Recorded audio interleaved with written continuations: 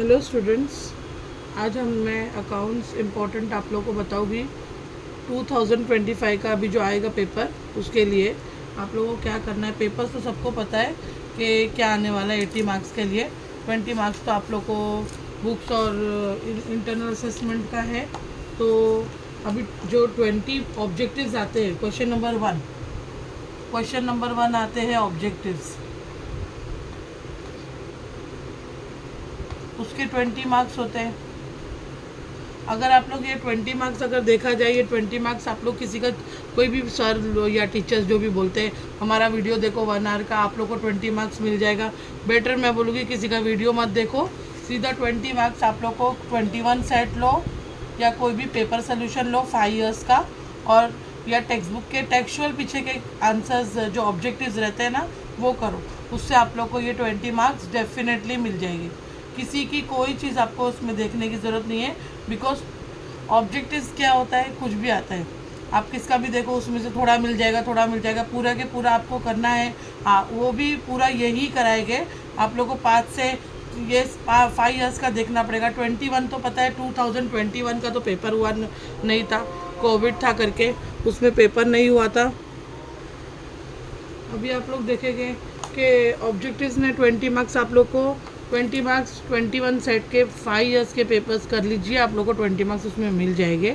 Okay, और नहीं तो ये नहीं तो अगर आपने टेक्सचुअल पीछे के किए हैं तो भी आपको 20 मार्क्स मिल जाएंगे। हर लेसन के टेक्सचुअल ही आते हैं ज़्यादा करके, तो आप लोग लेकिन 5 ईयर्स के पेपर ज़रूर करिए, वो ज़्यादा इंपॉर्टेंट है ऑब्जेक्टिव्स के लिए।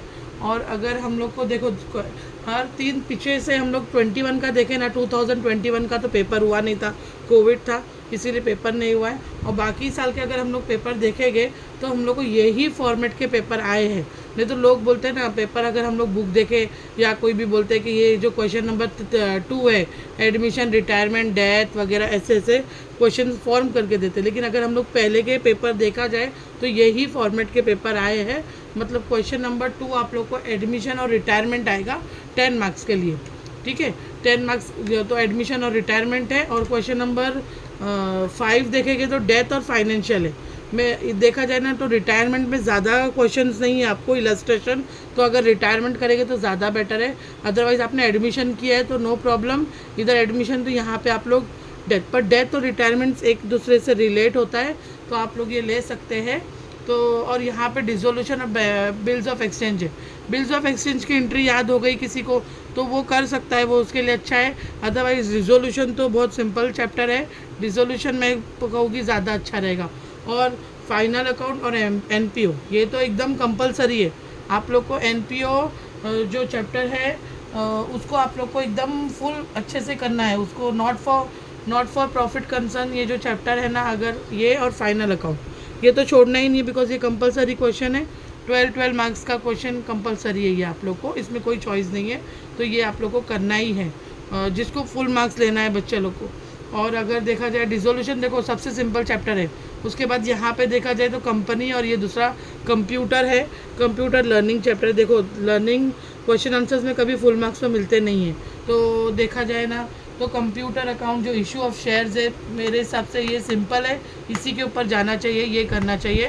बिकॉज लर्निंग पे फुल मार्क्स क्वेश्चन आंसर्स पे आपको मिलने वाले नहीं हैं। और क्वेश्चन नंबर 5 डेथ और फाइनेंशियल स्टेटमेंट, यहाँ पे भी आप लोग को सम वाला सम करना चाहिए, इस पर थ्योरी पे नहीं जाना चाहिए। और अगर कोई बच्चा ने नहीं किया है तो लर्निंग हो रहा है उससे, तो लर्निंग पे भी मतलब मार्क्स स्कोर कर सकता है वो, पर उसमें फुल मार्क्स लेना थोड़ा पॉसिबल नहीं है, क्योंकि क्या है इंग्लिश में प्रॉब्लम हो जाती है बच्चे लोग को। जिसको इंग्लिश में प्रॉब्लम है तो और थोड़ा मार्क्स कट हो जाता है। क्वेश्चन नंबर 6 और question number 7 not for profit concern और फाइनल अकाउंट, वो बहुत एकदम कंपलसरी है और इम्पॉर्टेंट है। ये आप लोग को मार्क्स भी इसमें सबसे ज़्यादा सम्स में देखा जाए तो यहीं पे मार्क्स है, 12 मार्क्स का है, बाकी सब आप लोग को 10 और 8 मार्क्स का मिलेगा। तो आप लोग को ये हिसाब से करना है। और आप लोग को अभी बच्चे लोग जब ये सॉल्व करेंगे आप लोग, तो आप लोग को कैलकुलेटर बिल्कुल यूज़ नहीं करना है। जो बच्चे कैलकुलेटर यूज़ करेंगे बाद में आपको प्रॉब्लम होएगी। Don't use calculator, strictly avoid करो ये सम्स करते टाइम कि बाबा एग्ज़ाम में हम लोग कर लेंगे, अभी हम लोग कैलकुलेटर से करते, तो नो, डोंट यूज़ कैलकुलेटर। और आपको जब आप लोग सम करेंगे तो आपको टाइमर सेट करना है। It's very important. Timer set करने से, एक सेकेंड, RNS में यहाँ पे लेती हूँ। आप लोग को टाइमर सेट करना है, ठीक है।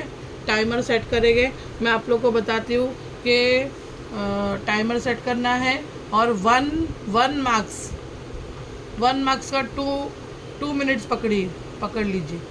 1 मार्क्स को 2 मिनट्स देने के लिए। तो अगर हम लोग सम में ऐसे जाता ही है, तो अगर फाइनल अकाउंट है समझो 12 मार्क्स का सम है, अगर हम लोग 2 से ये करेंगे तो ये होता है 24 मिनट्स। एट द मोस्ट हम लोग अगर देखें तो 30 मिनट्स आप लोग टाइमर के हिसाब से सेट कर सकते हैं।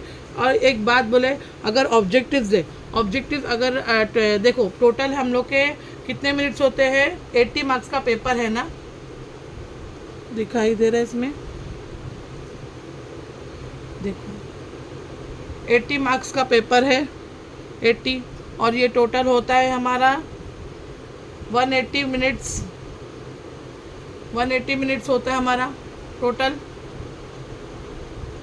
180 मिनट्स। और 2 मिनट्स के हिसाब से अगर देखें 2 8 160, कंप्लीट हमारा 160 मिनट्स में हो जाएगा पेपर, अगर इस तरह से आप लोग जाएंगे तो, जिस तरह से मैं बता रही हूँ। लेकिन अगर आप देखें तो इससे भी जल्दी होगा, क्योंकि ऑब्जेक्टिव 20 मार्क्स का होता है। 20 मार्क्स को हम लोग 2 से करें तो 40 मिनट्स, तो ऑब्जेक्टिव में 40 मिनट्स बोले ना। 2 से अगर आप लोग करें, ये कट कर लीजिए, यहाँ पे देखो, अगर ऑब्जेक्टिव से 20 मार्क का अगर मैं 2 से मल्टीप्लाई करूँ तो ये होता है 40 मिनट्स। क्या आप लोग 40 मिनट्स देंगे ऑब्जेक्टिव्स को? नहीं, आपका 20 से 25 मिनट्स में ऑब्जेक्टिव्स हो ही जाएगा। तो समझिए इधर भी आपका टाइम आपको सेव होता है, तो आप एडजस्ट कर सकते हैं चेकिंग के टाइम पे, आपको जो रीचेक करते हैं। लेकिन इतना टाइम नहीं दे देना कि एक सम के पीछे आप पढ़ ही गए तो आप लोग का बाकी का पेपर छूट जाए। जो सम आप लोग का थोड़ा लगेगा आपको चेक करना है, उसको पेंडिंग रखना, मतलब पूरा अटेंड करना, सिर्फ जो चीज़ थोड़ा बहुत है वो रख के बाकी के सम करने के बाद उसके पीछे जाना। अदरवाइज़ क्या होएगा, एक सम के पीछे में आपके सारे पीछे के सम छूट जाएंगे। तो आप बराबर टाइमर सेट करिए, अभी भी सॉल्व करने के लिए जितने दिन है उसमें टाइमर सेट करके आप लोग को कर लेना है। तो ऑल द बेस्ट। और मैं अभी आप लोग को सम्स का भी डालूंगी, और मैं ओसी इकोनॉमिक्स का डालने वाली, वो भी इम्पॉर्टेंट। अभी आजकल में आपको इकोनॉमिक्स का भी मिल जाएगा और लेसन का भी एक्सप्लेनेशन डालूंगी। तो स्टे ट्यून और देखते रहिए, और लाइक और सब्सक्राइब करिए चैनल को। जितना आप लाइक करेंगे उतना मैं ज़्यादा वीडियोज़ आप लोग को शेयर करूँगी। तो please like and share and subscribe. और मैंने ओसी का जो दी थी उसी आप लोग चेक कर सकते हैं। ओसी का भी मेरा ज़रा प्राइवेट करी है, लेकिन आप लोग को जो दी थी ओसी और जो दूसरा वाला सब्जेक्ट का भी डाली थी मैंने, वो ही आया था उसमें से।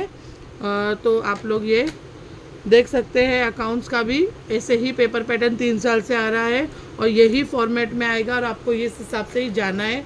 तो प्लीज़ आप लोग इसका स्क्रीनशॉट लेके रख सकते हैं। Okay, all the best to all of you. देखते रहिए, लाइक शेयर एंड सब्सक्राइब।